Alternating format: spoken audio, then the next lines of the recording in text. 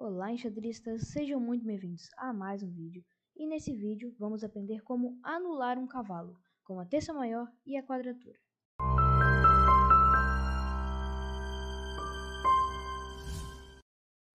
Primeira posição aqui só para ilustrar como o cavalo tem uma grande movimentação em um movimento único, em formato de L. Então tem 8 casas possíveis para ir, todas em direções diferentes. Então, anular ele não é uma tarefa fácil, né? Mas com a terça maior e a quadratura se torna um pouco mais fácil de jogar contra o cavalo. Essa aqui é a posição da terça maior. Esse rei e esse peão que vocês ignoram é só para a posição ser analisável, né? Aqui, preta jogar no cavalo D5, dando cheque. E a gente vai jogar aqui sempre, deixar a sua peça uma casa na diagonal de distância do cavalo do adversário. Porque nessa posição do cavalo em relação ao rei, ou em qualquer outra peça, do rei, o rei podia ser uma torre, um bispo. É claro que se fosse um bispo poderia capturar aqui, mas a ideia é que essa casa está na mesma distância do que casas bem longe. Então, por exemplo, é mais fácil chegar nessa casa do que nessa casa, usando o cavalo. Aqui, tipo, para chegar nessa casa, precisamos de 3 lances. Cavalo C3, cavalo B5 e cavalo A3. Para chegar nessa casa, são 4 lances. Com cavalo E7, cavalo G6, cavalo E5 e daí sim cavalo F3. Então, a ideia da terça maior é, por mais que esteja perto do cavalo, sendo fácil de atacar se precisar, o cavalo está longe do nosso rei. Ele na parte de poder atacar, né? Então é muito útil para quando você tiver com pouco tempo, por exemplo, e tiver ali, tá com uma qualidade a mais, cavalo contra a torre, e tá com medo de tomar um duplo, tu deixa teu rei ou sua torre na terça maior do cavalo, daí você não vai tomar duplo. Aqui o exemplo de uso, vamos supor que aqui você tá com 20 segundos, tá com uma qualidade a mais, ó. Daí ele vem e joga cavalo F6, ameaçando o quê? Ameaçando o cavalo G4, atacando o rei e a torre, né? Daí você vai fazer o quê? Vai jogar torre F2? Não vai, né? Porque daí já toma duplo e empata isso aqui. Toma o cavalo. Isso aqui empata jogando bem de brancas ainda, porque nosso rei tá mais distante, né? Então, aqui tem que jogar o bonito torre H4, porque agora nosso cavalo tá na terça maior, nossa torre tá na terça maior do cavalo. Isso significa que o cavalo precisa de vários lances para atacar nessa torre, como por exemplo cavalo G8, cavalo E7, cavalo G6 ou F5. Aqui tá meio fora do contexto, mas quando você tiver com esse cavalo e você quiser atacar uma peça, faz a contagem para chegar nesse lugar, não começa vendo os lances com o seu cavalo, começa vendo os lances pelo lugar que você quer chegar. Isso também serve para postos avançados, que eu vou fazer um vídeo futuramente. Aqui a gente sai da torre e tenta chegar até o cavalo fazendo movimento de L. Aqui, por exemplo, podemos jogar torre G6, não, é cavalo G6, cavalo E5, cavalo D7 e cavalo F6. Agora a gente vai fazer esse mesmo caminho, só que ao contrário com o cavalo. Cavalo D7, cavalo E5, cavalo G6 e cavalo H4. Então, essa é uma estratégia legal também para ver o caminho mais rápido para chegar com o seu cavalo até certa casa. Mas ok?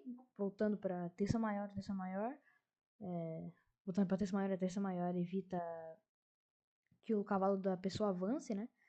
Aqui, por exemplo, nessa posição, né? A torre está cortando a quarta fileira, esse peão de C4 está cortando casa de D5, e o cavalo só tem que recuar agora, que vai levar muitos lances para ele conseguir voltar para uma posição confortável, né? Que eu acho que dá para jogar esse aqui, talvez. Aí cavalo D6. E aqui o cavalo está na terça maior da torre, né? Então, bem dominável essa posição. Vai dar uns 20 lances para ganhar isso aqui. Agora vamos para a quadratura. Coisa legal. Quadratura, a ideia é quando sua peça está 2 casas do cavalo da pessoa nessa forma. Não necessariamente tem que ser no canto do tabuleiro, mas pode ser tanto na vertical quanto na horizontal. E aqui, por exemplo, no caso do bispo, que é peça que controla mais fortemente esse cavalo, é que ela controla todas as casas possíveis desse cavalo. Esse cavalo não tem o que fazer. Porque aqui o nosso bispo tá tirando todas essas casas. Essa aqui, essa aqui, essa aqui, essa aqui. E o cavalo não tem outras casas para ele, só tem essas. E o bispo controla essas casas. Então, esse é o tipo de quadratura mais forte.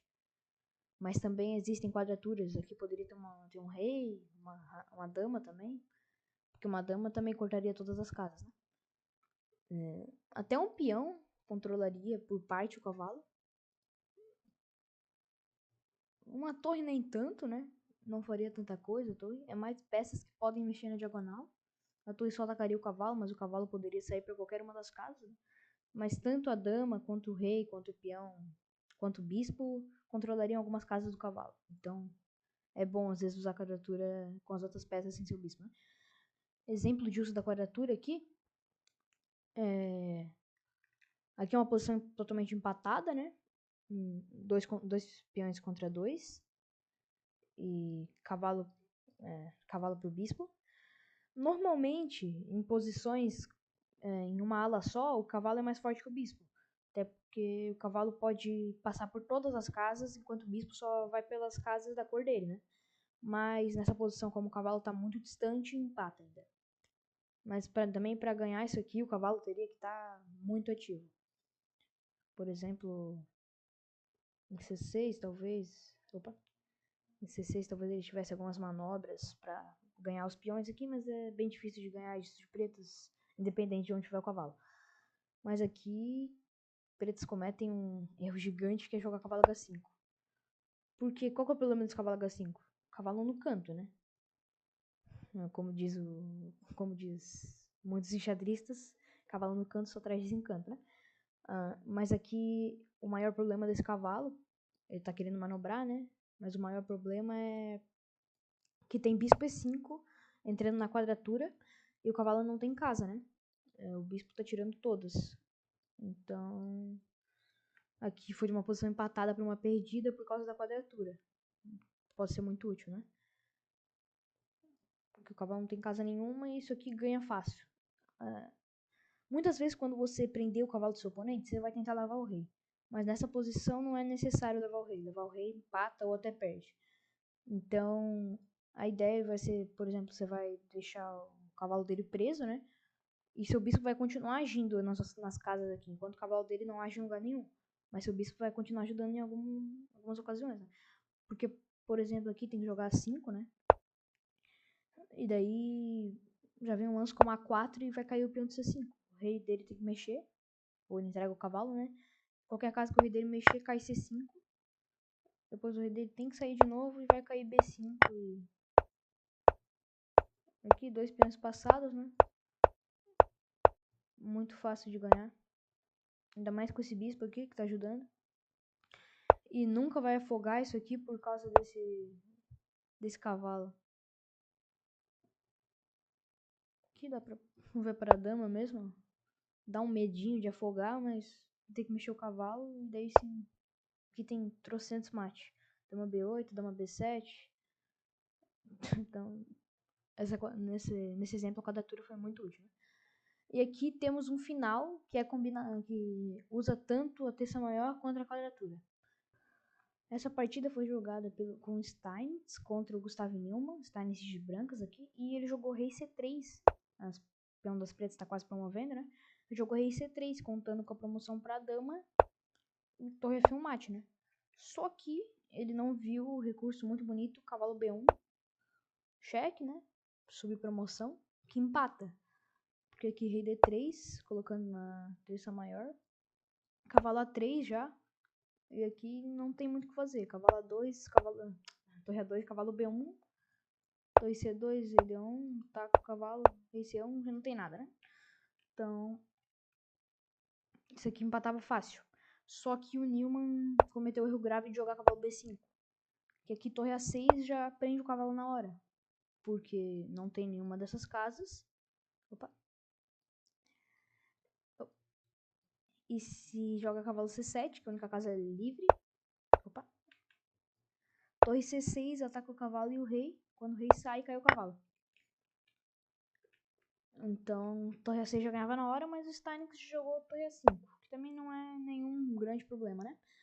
Cavalo D6, única, porque cavalo C7, torre C5 ganha o cavalo.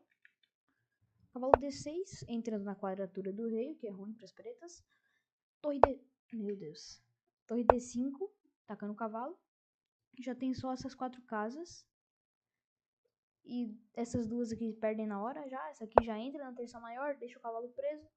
Daí é só levar o rei.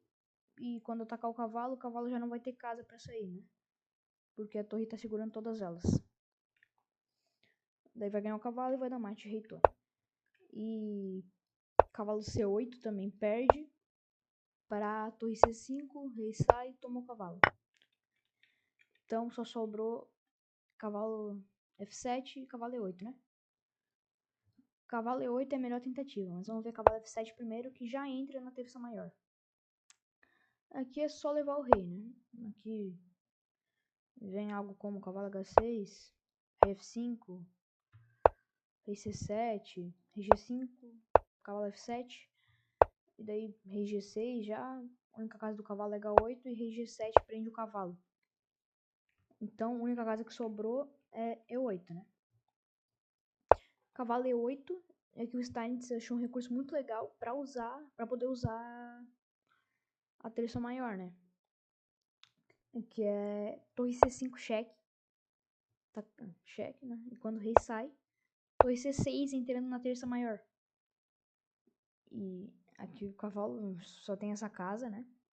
Aqui tenta avançar o rei, levar o rei aqui pra cima para poder tirar o cavalo, né? Porque se o rei e o cavalo se juntarem e empata, o único erro dele foi levar o cavalo para longe, né?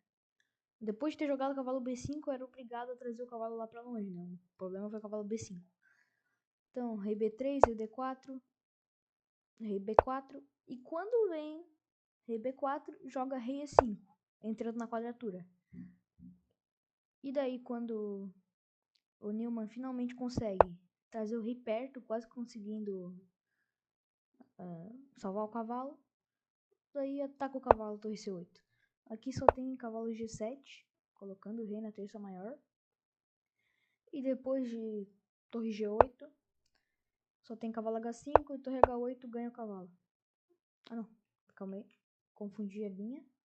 Aqui torre 5 ganha o cavalo. Porque o cavalo já não tem G7 nem G6, nem F4 nem F6. Daí mexe o rei aqui, mate rápido, né? Então, por isso que a terça maior e a quadratura são tão úteis. Porque se o Steinitz não soubesse da terça maior e da quadratura, ele nunca ganharia esse final. Porque, assim, claro que o legal do xadrez não é a decoreba, né? Não é sair decorando tudo que puder, e isso não vai fazer tu ganhar jogo. Mas conhecer esses conceitos é muito legal, porque eu acho que eu, por exemplo, sem saber esses conceitos, não ganharia esse jogo com 10 minutos nunca. Mas conhecendo, eu ganharia fácil isso. Fácil não diria, né? Mas assim, num pensado, com certeza ganharia. E vocês, depois de conhecer essa, tenho certeza que tá bem, né? Espero que vocês tenham gostado do vídeo. Se tiverem gostado, deixem o like e se inscrevam no canal, por favor. E até o próximo vídeo.